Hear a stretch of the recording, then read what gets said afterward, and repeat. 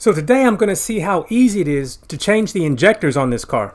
And I'm going to do a bit of cleaning because I end up having some downtime because of what I found out about the injectors.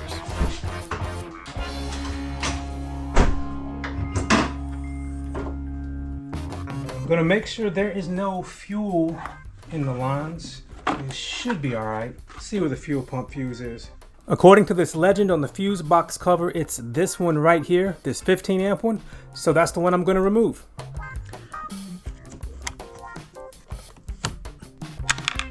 So I'm going to start the car, and if it idles, I'm going to let it idle until it dies.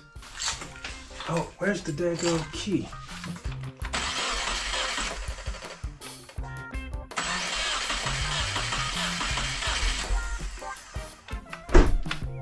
Well, I guess it sat long enough for the pressure to have dropped, which is good.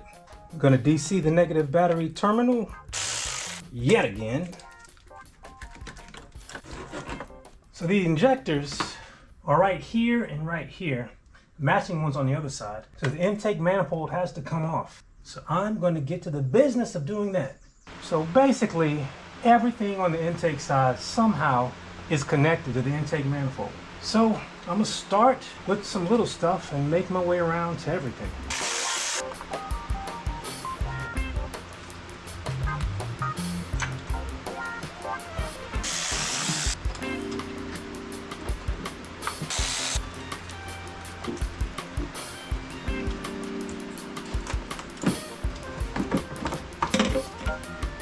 Still a bit of oil in there. I wonder if I can get by not taking the charge pipe off. I don't think so. No, I think so. That's possible. And so this tube here can come out of these little clamps. I'm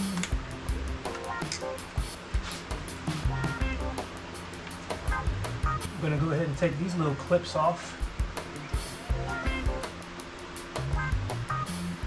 Put them right here. Don't let me forget. Next, I'm going to take out bolts that live in there, and back here. Matching ones on both sides. And thankfully, they are all the same length. Let's see, this one I may have to remove this. Yeah, I'm going to set this aside. And now that tube is not in the way.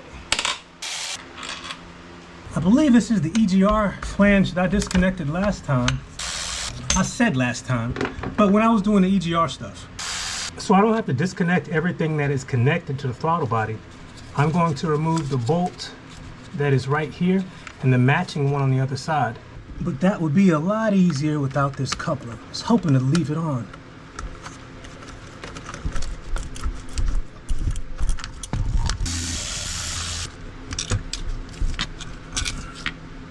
If it was unclear where I was just working, it was right here. That's where the throttle body was. Well, of course this has to come off because the runners are connected by the flange below and these go right over it. Let's see, does this wiggle off? Yeah, it's coming. Let's see if I can get this clip off. Yeah, get that out of the way. And this little hose clamp here. Alright, so now this should not be blocking it. I see one tube that is a slip fit right here. Let's see if I can just pull it off. Alright, that's off. And there's something still in the way. If I had remembered, I would have remembered that this tube had an inside portion that went into the intake manifold. So, I have to take the whole thing all the way off.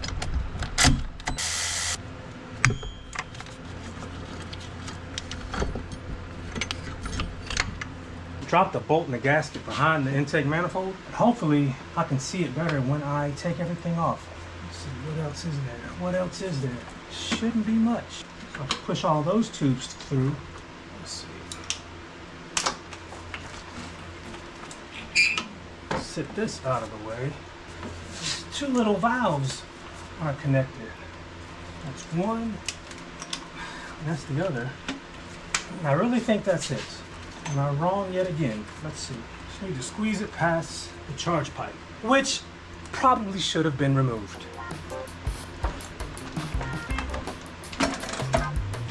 One more. Now I gotta figure out which one of these went where. I know the black plug went to the outside, but let's see, do these, okay, one is low, one is high. Yeah, so this must be a low one as well. So I believe I have exposed enough of the injectors to get to them. So I believe that's one there, and that's the other. And at this point, I don't think swapping them is a quick thing. I think for what one injector costs, I may just swap this in, put everything back together and see if it works.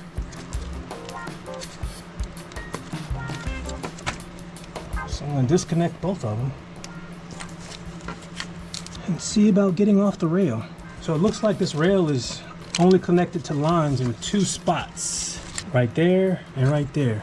Well, I didn't get it on tape, but I cracked that one free with a 17mm. This one should come off easy as well. Yeah. All right, these look to be 12mm heads. Let's see, does it come off easily? It does.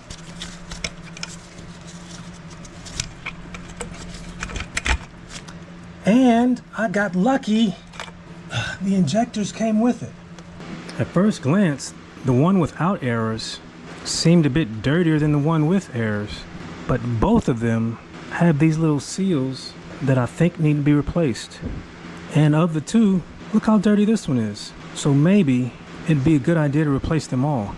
While it was a bit of a tedious job, it wasn't that difficult to get to them, so I may just replace one to see if that solves the issue.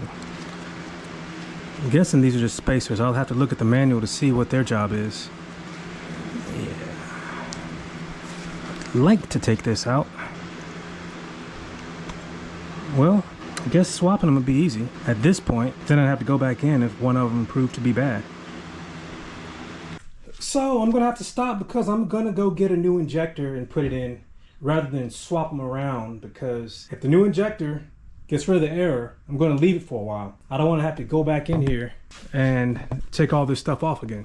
So I've ordered a new injector and new seals for the good injector. And I'm glad I ordered the new seal kit because I didn't know that this was two pieces. This should actually be one piece like this. And it's broken on this one and on the other one. So when those come in, I'll install those. Thankfully, all the other seals on the intake manifold are still supple. I don't know if they've been replaced recently, but they're definitely good enough to do their job. Something I did learn on my first drives was that the brakes do need attention. They're making a bit of noise, but I am on an activity restriction because of some blood clots that I got in my leg and lungs. So I'm not going to touch those quite yet, but I am going to direct my attention back to the rear interior while I wait for parts and whatnot. I hadn't tried to clean the rear seats yet, but as you can see, they desperately need it.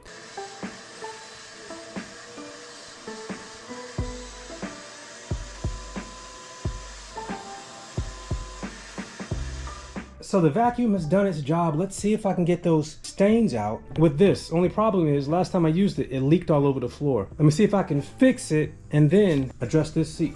The only thing I've found is this seal right here that seals up against this. I don't have anything here that I can replace that seal with at the moment. So I may just have to deal with the spills on the floor. Since I'm unable to fix the leak right now, look at my solution. It won't be on the floor at least. I guess you can tell where they put a lot of the kids' stuff. I think these are all crumbs from just having kids in the back seat.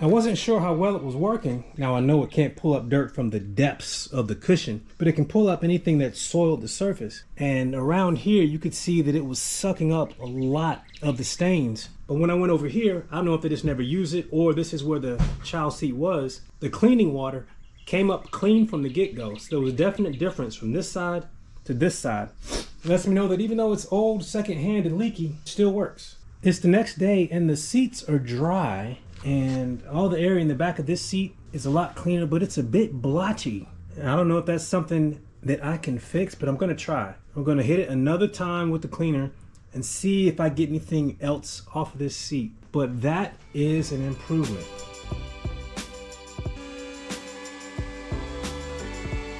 So I gave it another once over. We'll see if it dries and has less blotchiness.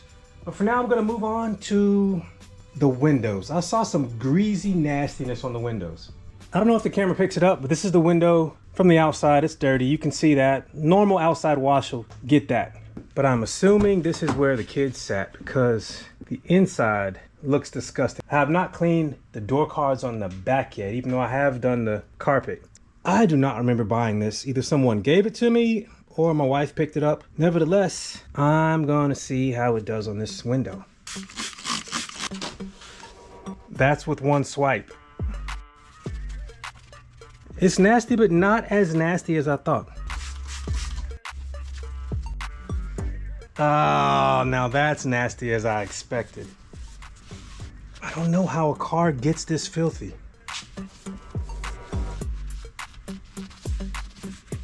How do you get Coke or coffee in there? I just don't get it. Perhaps rolling down the window will help get at that. But I have a screwdriver and cleaner. It's just nasty.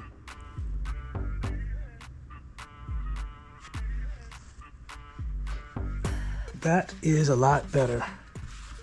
Now that I think about it, I cannot remember when on my other cars I have cleaned the interior of the glass. Oh yeah, this isn't that bad at all. Look at those clean windows. Big difference. How many of you like to watch detective or Sherlock Holmes type stuff? Because I'm trying to figure out how you get dark liquid on the underside of the rear window. Like I was just cleaning off the back window, and the cleaner it got, the more I realized that there was darkness on the inside. So now I have to go in there and clean it out. According to my wife, smoking tobacco in the car would do that. Nevertheless, time to clean. Oh God, that is nasty. And I've only done this quarter and I haven't got everything off yet. Learning experience. In the next time I buy an auction car, I'm gonna go look at it in person. I don't know if this would have deterred me, but I would not have been surprised by it.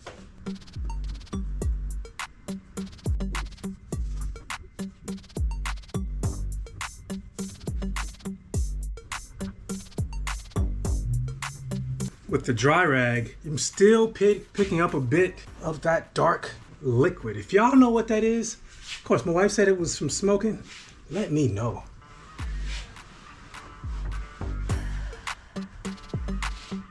Yes, the rear deck was filthy as well. So at some point, I'm gonna have to take this brake light out to get here. That's just bugging me. I don't even know if anybody else would notice it, but it's bothering me. In the next video, the injector and the new seals will be in, so that's what I'll pick up with. If you would like to follow along as I continue to fix this WRX, hit subscribe. If you would like to see what I've already done to it, check out the playlist. Thanks for watching. Take care.